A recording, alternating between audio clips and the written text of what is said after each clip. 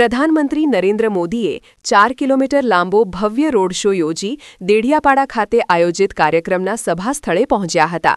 જંગી મેદનીએ ઉમટી પડી વડાપ્રધાનને ઉષ્માભેર આવકાર આપ્યો હતો.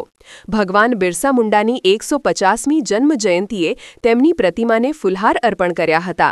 તેઓ સાથે ભગવાન બિરસા મુંડાના વંશજો, રાજ્યપાલ આચાર્ય દેવવ્રત, મુખ્યમંત્રી ભૂપેન્દ્ર પટેલ, પ્રદેશ ભાજપ અધ્યક્ષ જગદીશ વિશ્વકર્મા, સાંસદ મનસુખ વસાવા સહિતના જોડાયા હતા.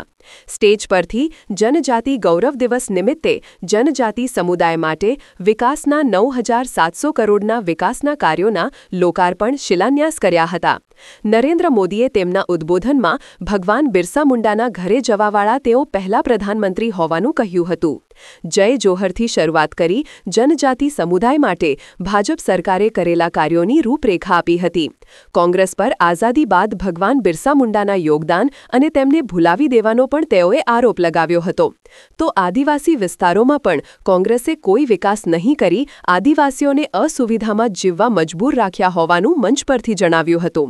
દેશમાં પ્રથમ વખત એનડીએની સરકાર આવી ત્યારે આદિવાસીઓ માટે અલગ મંત્રાલય ભાજપ સરકારે બનાવ્યું, જે પણ કોંગ્રેસે બાદમાં ભૂલાવી દીધું. પહેલા આદિવાસી વિસ્તારોમાં જ ભગવાન બિરસા મુંડાની જન્મજયંતિની ઉજવણી થતી. આજે સમગ્ર દેશમાં ભગવાન બિરસા મુંડાની ઉજવણી થઈ રહી છે. એનડીએએ હંમેશા આદિવાસી સમાજના લોકોને શીર્ષ પદો પર બેસાડ્યા છે. અંતે વંદે માતરમના નારા સાથે જનમેદનીનો આભાર માની તેઓએ સુરત જવા પ્રસ્થાન કર્યું હતું, જ્યાં બિહાર સમુદાયના લોકોને મળી તેમનું અભિવાદન ઝીલશે. गुजरात के राज्यपाल आचार्य देवव्रत जी, यहाँ लोकप्रिय मुख्यमंत्री श्रीमान भूपेंद्र भाई पटेल, गुजरात भारतीय जनता पार्टी के अध्यक्ष जगदीश विश्वकर्मा जी, गुजरात सरकार में मंत्री नरेश भाई पटेल, जयराम भाई गामित, संसद के मेरे पुराने साथी मनसुख भाई वसावा, मंच पर उपस्थित भगवान बिरसा मुंडा के परिवार के सभी सदस्यगण, देश के कोने कोने से इस कार्यक्रम का हिस्सा बन रहे मेरे आदिवासी भाई बहन, अन्य सभी महानुभाव और देश के अनेक कार्यक्रम इस समय चल रहे हैं. अनेक लोग हमारे साथ टेक्नोलॉजी से जुड़े हुए हैं. गवर्नर श्री हैं, मुख्यमंत्री हैं, मंत्री हैं. मैं उनको भी जनजातीय गौरव दिवस की बहुत बहुत शुभकामनाएं देता हूं.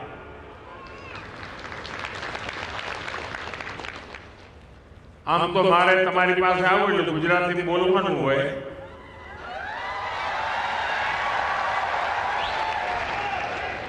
પણ અત્યારે સમગ્ર દેશના લોકો આપણા કાર્યક્રમમાં જોડાયેલા છે, એટલે તમારા બધાના આશીર્વાદ અને અનુમતિથી હવે મારે વાત हिंदीમાં જ કરવી પડશે. मां नर्मदा की ये पावन धरती आज एक और ऐतिहासिक आयोजन की साक्षी बन रही है. अभी 31 अक्टूबर को हमने यहां सरदार पटेल की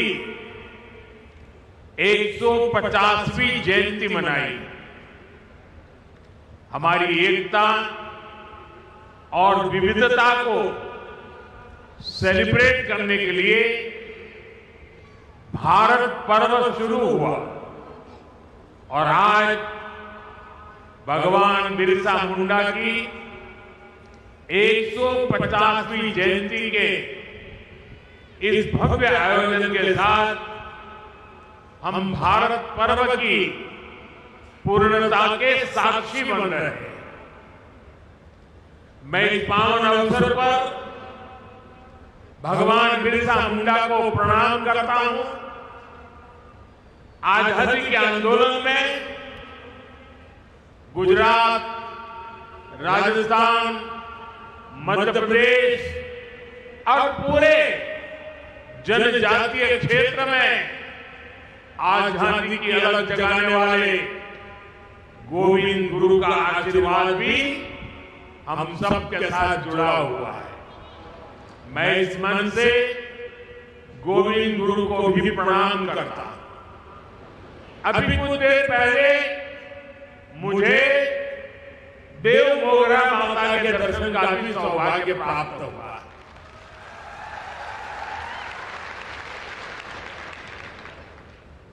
मैं मां के चरणों में भी फिर से नमन करता हूं। बहुत कम लोगों को पता होगा काशी विश्वनाथ कॉरिडोर उसकी चर्चा होती है, उज्जैन महाकाल की चर्चा होती है, अयोध्या के राम मंदिर की चर्चा होती है, केदारनाथ धाम की चर्चा होती है। पिछले एक दशक में ऐसे कई हमारे धार्मिक ऐतिहासिक स्थानों का विकास हुआ है, लेकिन बहुत कम लोगों को पता होगा।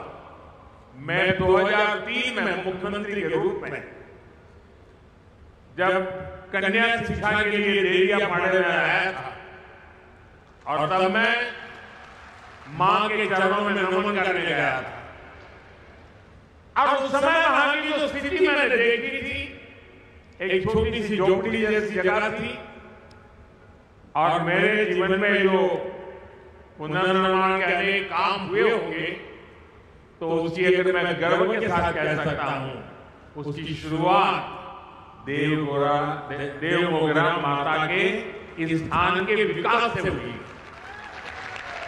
और आज जब मैं गया तो मुझे बहुत अच्छा लगा कि लाखों की तादाद में आप लोग वहां आते हैं। मां के प्रति अपार श्रद्धा, खासकर हमारे जनजातीय बंधुओं में।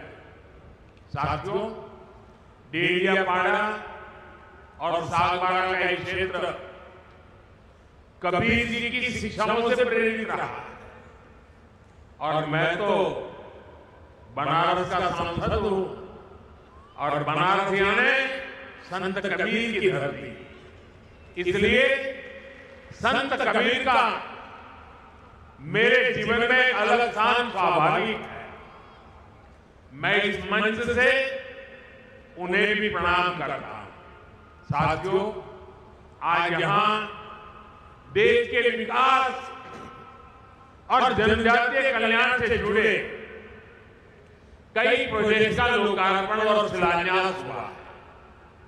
पीएम जनमन और अन्य योजनाओं के तहत यहां 1 लाख परिवारों को पक्के घर दिए गए। बड़ी संख्या में एकलव्य मॉडल स्कूलों और आश्रम स्कूलों का लोकार्पण एवं शिलान्यास किया गया। बिरसा मुंडा ट्राइबल यूनिवर्सिटी में श्री गोविंद गुरु चैन की स्थापना भी हुई है। स्वास्थ्य, सड़क और यातायात से जुड़े कई और प्रोजेक्ट भी शुरू हुए हैं।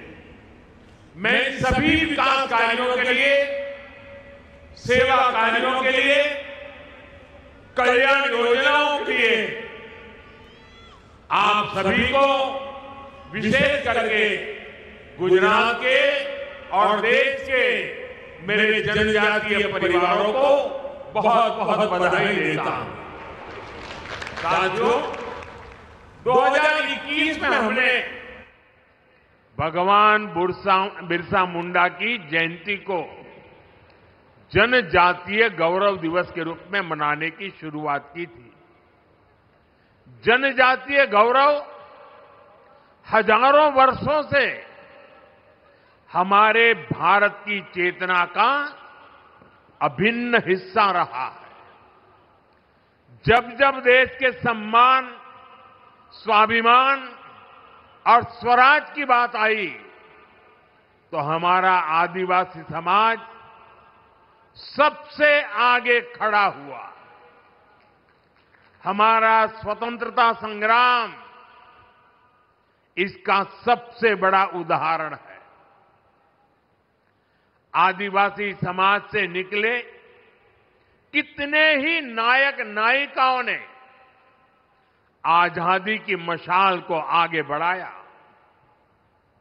तिलका मांझी, रानी गाइदिन्ल्यू, सीधो कान्हो, भैरव मुर्मू, बुद्धो भगत, जनजातीय समाज को प्रेरणा देने वाले अल्लूरी सीताराम राजू, इसी तरह मध्य प्रदेश के तात्या भील, छत्तीसगढ़ के वीर नारायण सिंह, झारखंड के तेलंगा खड़िया, असम के रूपचंद कंवर और ओडिशा के लक्ष्मण नायक, ऐसे कितने ही वीरों ने आजादी के लिए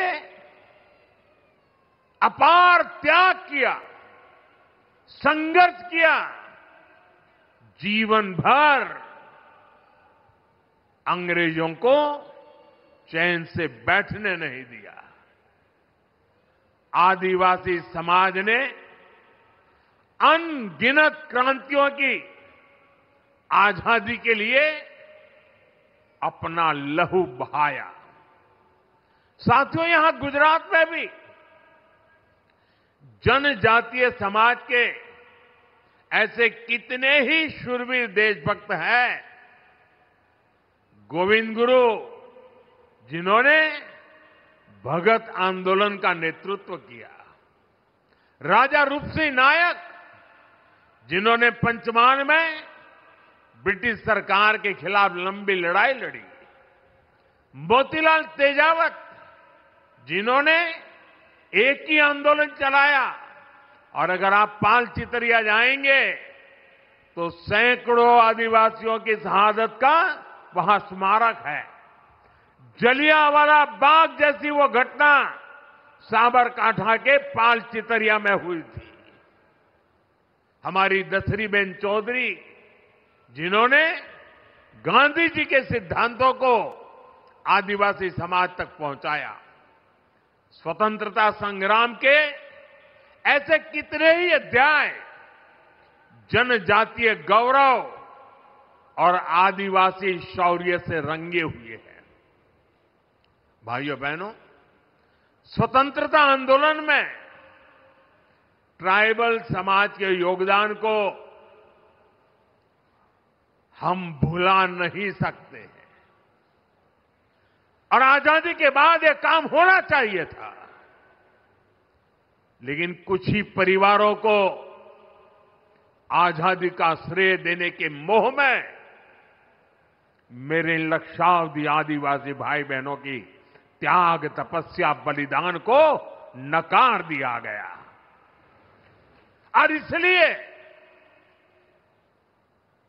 2014 के पहले देश में कोई भगवान बिरसा मुंडा को याद करने वाला नहीं था।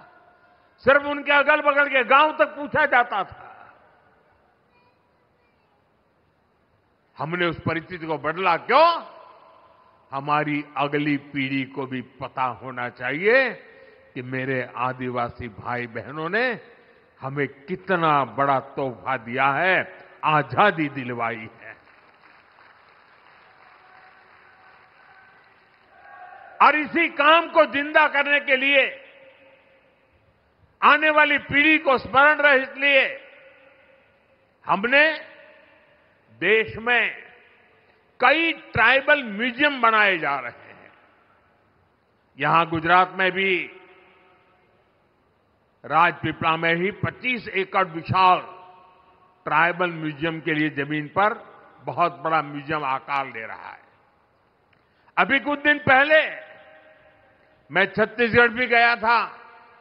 वहां भी मैंने शहीद वीर नारायण सिंह जनजातीय संग्रहालय का लोकार्पण किया था। वैसे ही रांची में जिस जेल में भगवान बिरसा मुंडा रहे, उस जेल में अब भगवान बिरसा मुंडा को और उस समय की आजादी के आंदोलन को लेकर के एक बहुत भव्य म्यूजियम बनाया गया है। साथियों, आज श्री गोविंद गुरु उनके नाम से एक चेयर जनजातीय भाषा संवर्धन केंद्र के रूप में उसकी स्थापना की गई है। यहां भील, गामित, वसावा, गरासिया, कोंकणी, संथाल, राठवा, नायक, डबला, चौधरी, कोकणा, कुंभी, वर्ली, डोडिया, ऐसी सभी जनजातियों की उनकी बोलियों पर अध्ययन होगा। उनसे जुड़ी कहानियां और गीतों को संरक्षित किया जाएगा। जनजातीय समाज के पास हजारों वर्षों के अनुभवों से सीखा हुआ ज्ञान का अपार भंडार है। उनकी जीवन शैली में विज्ञान छिपा है। उनकी कहानियों में दर्शन है। उनकी भाषा में पर्यावरण की समझ है। श्री गोविंद गुरु चेयर इस समृद्ध परंपरा से नई पीढ़ी को जोड़ने का काम करेगी। साथियों, आज जनजातीय गौरव दिवस का ये अवसर हमें उस अन्याय को भी याद करने का अवसर देता है जो हमारे करोड़ों आदिवासी भाई बहनों के साथ किया गया। देश में 6 दशक तक राज करने वाली कांग्रेस ने आदिवासियों को उनके हाल पर छोड़ दिया था। आदिवासी इलाकों में कुपोषण की समस्या थी, स्वास्थ्य सुरक्षा की समस्या थी, शिक्षा का अभाव था, कनेक्टिविटी का तो नामो निशान नहीं था। ये अभाव ही एक प्रकार से आदिवासी क्षेत्रों की पहचान बन गई थी और कांग्रेस सरकारें हाथ पर हाथ धरकर बैठी रही। लेकिन साथियों, आदिवासी कल्याण भाजपा की सर्वोच्च प्राथमिकता रही है। हम हमेशा इस संकल्प को लेकर चले कि हम आदिवासियों के साथ हो रहे अन्याय को समाप्त करेंगे, उन तक विकास का लाभ पहुंचाएंगे। देश को आजाद तो 1947 में हो गया था। आदिवासी समाज तो भगवान राम के साथ भी जुड़ा हुआ है, इतना पुराना है। लेकिन 6 दशक तक राज करने वालों को पता ही नहीं था कि इतना बड़ा आदिवासी समाज के विकास के लिए कुछ करने की जरूरत है। साथियों, जब पहली बार अटल बिहारी वाजपेयी प्रधानमंत्री बने, भाजपा की सरकार बनी, तब देश में पहली बार जनजातीय समाज के लिए एक अलग मंत्रालय का गठन किया था। उसके पहले नहीं किया गया। लेकिन अटल जी की सरकार के बाद 10 साल जो कांग्रेस को फिर से काम करने का मौका मिला, तो उन्होंने इस मंत्रालय की उपेक्षा की, पूरी तरह भुला दिया गया। आप कल्पना कर सकते हैं, 2013 में कांग्रेस ने जनजातीय कल्याण के लिए कुछ हजार रुपए की योजना बनाई। कुछ हजार रुपए, एक जिले में 1000 रुपए से काम नहीं होता है। हमारी सरकार आने के बाद हमने बहुत बड़ी वृद्धि की, उसके हितों की चिंता की, हमने मंत्रालय के बजट को बढ़ाया और आज जनजातीय मंत्रालय का बजट अनेक गुना बढ़ा करके हमने आज जनजातीय क्षेत्रों के विकास का बीड़ा उठाया है। शिक्षा हो, स्वास्थ्य हो, कनेक्टिविटी हो, हर क्षेत्र में हम आगे बढ़ने का प्रयास कर रहे हैं। साथियों, एक समय यहां गुजरात में भी आदिवासी इलाकों में स्थिति बहुत अच्छी नहीं थी। हालात ये थी कि अंबाजी से उमरगांव तक पूरे आदिवासी पट्टे में एक भी साइंस स्ट्रीम की स्कूल तक नहीं थी। साइंस स्कूल नहीं थी। डेडियापाड़ा और सागबारा जैसे इलाकों में विद्यार्थियों को आगे पढ़ने का मौका नहीं मिल पाता था। मुझे याद है जब मैं गुजरात का मुख्यमंत्री था तो मैंने यहां डेडियापाड़ा से ही कन्या केलवनी महोत्सव शुरू किया था। तब बहुत सारे बच्चे मुझसे मिलते थे और वो बच्चे बहुत सपने देखते थे, बहुत कुछ बनना चाहते थे। किसी को डॉक्टर बनने का मन था, कोई इंजीनियर बनना चाहता था, कोई साइंटिस्ट बनना चाहता था। मैं उन्हें समझाता था शिक्षा ही इसका रास्ता है। आपके सपनों को पूरा करने में जो भी बाधाएं हैं उन्हें हम दूर करेंगे, मैं विश्वास देता था। साथियों, स्थितियों में बदलाव के लिए हमने दिन रात मेहनत की।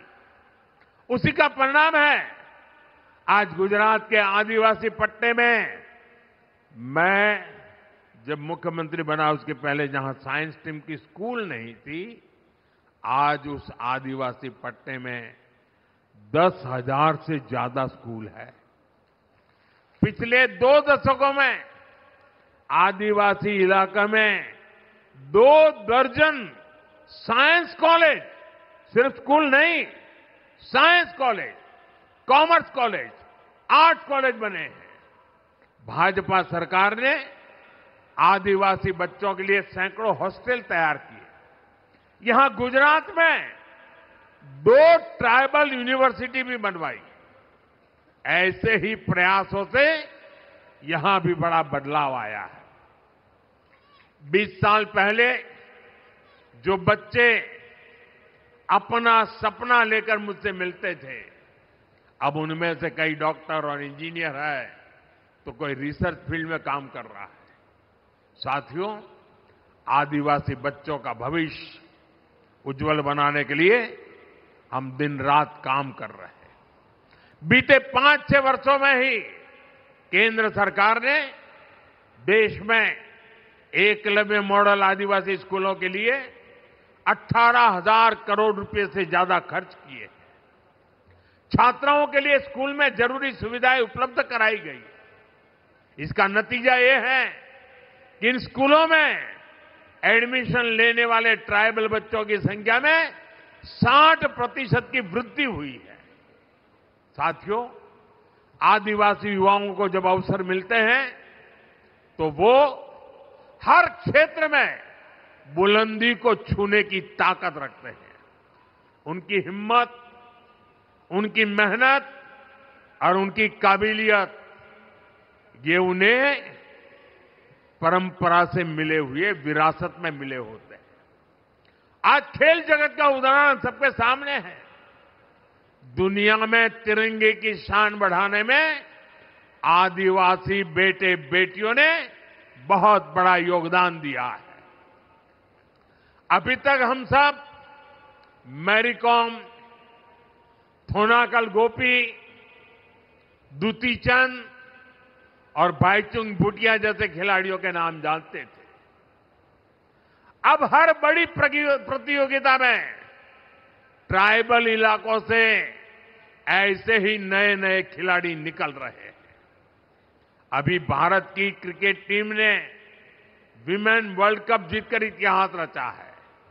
उसमें भी हमारी एक जनजातीय समाज की बेटी ने अहम भूमिका निभाई है। हमारी सरकार आदिवासी इलाकों में नई प्रतिभाओं को तलाशने और उन्हें आगे बढ़ाने के लिए लगातार काम कर रही है। जनजातीय क्षेत्रों में स्पोर्ट्स फैसिलिटीज को भी बढ़ाया जा रहा है। साथियों, हमारी सरकार वंचित को वरीयता के विजन पर काम करती है। इसका बहुत बड़ा उदाहरण ये हमारा नर्मदा जिला भी है। पहले तो ये अलग नहीं था, वो भरूच जिले का हिस्सा था, कुछ सूरत जिले का हिस्सा था। और ये सारा इलाका कभी पिछड़ा माना जाता था, हमने इसे वरीयता दी। हमने इस जिले को आकांक्षी जिला बनाया और आज ये विकास के कई पैरामीटर्स में बहुत आगे आ गया है। इसका बहुत बड़ा लाभ यहां के आदिवासी समुदाय को मिला है। आपने देखा है केंद्र सरकार की कई योजनाओं को हम आदिवासी बहुल राज्यों और वंचित वर्गों के बीच जाकर ही लॉन्च करते हैं। आपको याद होगा 2018 में मुफ्त इलाज के लिए आयुष्मान भारत योजना लॉन्च हुई थी। ये योजना हमने झारखंड के आदिवासी इलाके में रांची में जाकर के शुरू हुई थी और आज देश के करोड़ों आदिवासी भाई बहनों को इसके तहत 5 लाख तक मुफ्त इलाज की सुविधा मिल रही है। सरकार ने आयुष्मान आरोग्य मंदिर की शुरुआत भी आदिवासी बहुल छत्तीसगढ़ से की थी। इसका भी बहुत बड़ा लाभ जनजातीय वर्ग को मिल रहा है। साथियों, आदिवासियों में भी जो सबसे पिछड़े आदिवासी हैं, हमारी सरकार उन्हें विशेष प्राथमिकता दे रही है। जिन क्षेत्रों में आजादी के इतने दशक बाद भी जहां न बिजली थी, न पानी पहुंचाने की व्यवस्था थी, न सड़क थी, न अस्पताल की सुविधा थी, इन इलाकों के विकास का विशेष अभियान चलाने के लिए हमने झारखंड के खूंटी से पीएम जनमन योजना शुरू की थी। भगवान बिरसा मुंडा के गांव में गया था। उस मिट्टी को माथे पर चढ़ा करके मैंने आदिवासियों के कल्याण के संकल्प लेकर के निकला हुआ इंसान हूं और देश का मैं पहला प्रधानमंत्री था जो भगवान बिरसा मुंडा के घर गया था और आज भी भगवान बिरसा मुंडा के परिवारजनों के साथ मेरा उतना ही गहरा नाता रहा है। पीएम जनमन योजना पर 24,000 करोड़ रुपए खर्च किए जा रहे हैं। साथियों, धरती आबा जनजातीय ग्राम उत्कर्ष अभियान भी पिछड़े आदिवासी गांवों के विकास की नई गाथा लिख रहा है। देश भर में अब तक 60,000 से अधिक गांव इस अभियान से जुड़ चुके हैं। इनमें से हजारों गांव ऐसे हैं जहां पहली बार पीने का पानी पाइपलाइन से पहुंचा है और सैकड़ों गांवों में टेलीमेडिसिन की सुविधा शुरू हुई है। इस अभियान के तहत ग्राम सभाओं को विकास की धुरी बनाया गया है। गांवों में स्वास्थ्य, शिक्षा, पोषण, कृषि और आजीविका पर सामुदायिक योजनाएं तैयार हो रही है। ये अभियान दिखाता है कि अगर कुछ ठान लिया जाए तो हर असंभव लक्ष्य भी संभव बन जाता है। साथियों, हमारी सरकार आदिवासियों के जीवन से जुड़े हर पहलू को ध्यान में रखकर काम कर रही है। हमने वन उपज की संख्या को 20 से बढ़ाकर करीब 100 किया है। वन उपज पर एमएसपी बढ़ाई। हमारी सरकार मोटे अनाज श्री अन्न को खूब बढ़ावा दे रही है, जिसका फायदा आदिवासी क्षेत्रों में खेती करने वाले हमारे आदिवासी भाई बहनों को मिल रहा है। गुजरात में हमने आपके लिए वन बंधु कल्याण योजना शुरू की थी। इसको आपको एक नई आर्थिक मजबूती मिली और मुझे याद है जब उस योजना को मैंने शुरू किया था तो महीनों तक अलग अलग आदिवासी क्षेत्रों से लोग मेरा धन्यवाद करने और मुझे सम्मानित करने के लिए आते। इतनी बड़ी परिवर्तनकारी थी। मुझे आज खुशी है कि भूपेंद्र भाई उस वन बंधु कल्याण योजना का विस्तार कर रहे हैं और अब उसे जनजातीय कल्याण योजना के रूप में नए विस्तृत कार्यक्रमों के साथ आपकी सेवा में प्रस्तुत किया जा रहा है। भाइयों बहनों, आदिवासी समुदायों में सिकल सेल ये बीमारी एक बहुत बड़ा खतरा रही है। इससे निपटने के लिए जनजातीय इलाकों में डिस्पेंसरी, मेडिकल सेंटर और हॉस्पिटल की संख्या बढ़ाई गई है। सिकल सेल बीमारी से निपटने के लिए राष्ट्रीय स्तर पर अभियान चल रहा है। इसके तहत देश में 6 करोड़ आदिवासी भाई बहनों की स्क्रीनिंग हो चुकी है। साथियों, नई राष्ट्रीय शिक्षा नीति के तहत स्थानीय भाषा में पढ़ाई की सुविधा भी दी जा रही है। आदिवासी समाज के जो बच्चे केवल भाषा के कारण पिछड़ जाते थे, वो अब स्थानीय भाषा में पढ़ाई करके खुद भी आगे बढ़ रहे हैं और देश की तरक्की में अपना ज्यादा से ज्यादा योगदान दे रहे हैं। साथियों, हमारे गुजरात के आदिवासी समाज के पास कला की भी अद्भुत पूंजी है। उनकी पेंटिंग्स, उनकी चित्रकलाएं अपने आप में खास है। एक बेटी वहां चित्र लेकर के बैठी है, वो देने के लिए लाई लगती है। ये हमारे एसपी जी के लोग जरा ले लो इस बेटी के पास से। यहां से मुझे लगता है कुछ वर्ली पेंटिंग भी दिखता है उसमें। धन्यवाद बेटा, आपका अगर उसमें अता पता होगा तो मैं चिट्ठी लिखूंगा आपको।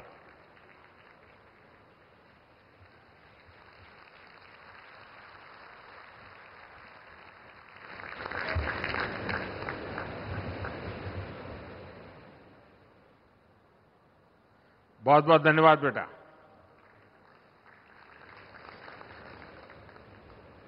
कला, चित्र, ये यहां सहज है। हमारे परेश भाई राठवा जैसे चित्रकार जो इन विधाओं को आगे बढ़ा रहे हैं, और मुझे संतोष है कि हमारी सरकार ने परेश भाई राठवा को पद्म पुरस्कार से सम्मानित किया है। साथियों, किसी भी समाज की प्रगति के लिए लोकतंत्र में उसकी सही भागीदारी भी उतनी ही जरूरी होती है। इसलिए हमारा ध्येय है जनजातीय समाज के हमारे भाई बहनों को देश के बड़े पदों पर भी पहुंचे, देश का नेतृत्व करें। आप देखिए, आज देश की राष्ट्रपति एक आदिवासी महिला है। इसी तरह बीजेपी ने, एनडीए ने हमेशा आदिवासी समाज के हमारे होनहार साथियों को शीर्ष पदों पर पहुंचाने का प्रयास किया है। आज छत्तीसगढ़ के मुख्यमंत्री हमारे जनजातीय समाज के विष्णुदेव जी साय छत्तीसगढ़ का कायापलट कर रहे हैं। उड़ीसा में श्री मोहन चरण मांझी भगवान जगन्नाथ जी के आशीर्वाद से जनजातीय समुदाय के हमारे मांझी जी उड़ीसा का विकास कर रहे हैं। अरुणाचल प्रदेश में हमारे जनजातीय बंधु प्रेमा खांडू जी मुख्यमंत्री के रूप में काम कर रहे हैं। नागालैंड में हमारे जनजातीय बंधु नेफ्यू रियो काम कर रहे हैं। हमने कई राज्यों में आदिवासी मुख्यमंत्री बनाए। देश के कई राज्यों की विधानसभाओं में हमारी पार्टी ने आदिवासी स्पीकर बनाए। हमारे गुजरात के मंगूभाई पटेल मध्य प्रदेश में गवर्नर है। हमारी केंद्र सरकार में सर्बानंद जी सोनोवाल आदिवासी समाज से हैं और पूरी शिपिंग मिनिस्ट्री संभाल रहे हैं। वे कभी आसाम के मुख्यमंत्री हुआ करते थे। साथियों, इन सभी नेताओं ने देश की जो सेवा की है, देश के विकास में जो योगदान दिया है, वह अतुलनीय है, अभूतपूर्व है। साथियों, आज देश के पास सबका साथ सबका विकास के मंत्र की ताकत है। इसी मंत्र ने बीते वर्षों में करोड़ों लोगों का जीवन बदला है।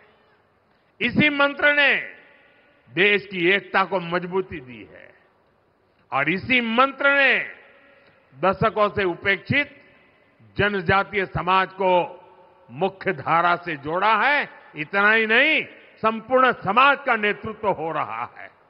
इसलिए आज भगवान बिरसा मुंडा की 150वीं जयंती के पावन पर्व पर हमें सबका साथ सबका विकास के मंत्र को मजबूत करने की शपथ लेनी है। न विकास में कोई पीछे रहे, न विकास में कोई पीछे छूटे। यही धरती आबा के चरणों में सच्ची श्रद्धांजलि है। मुझे विश्वास है हम सब एक साथ मिलकर आगे बढ़ेंगे और विकसित भारत के सपने को पूरा करेंगे। इसी संकल्प के साथ आप सभी को एक बार फिर जनजातीय गौरव दिवस की शुभकामनाएं। और मैं देशवासियों को कहूंगा कि ये जनजातीय गौरव दिवस, इसमें हमारी मिट्टी की महक है, इसमें हमारे देश की परंपराओं को जीने वाले जनजातीय समुदाय की परंपरा भी है, पुरुषार्थ भी है और आने वाले युग के लिए आकांक्षाएं भी है।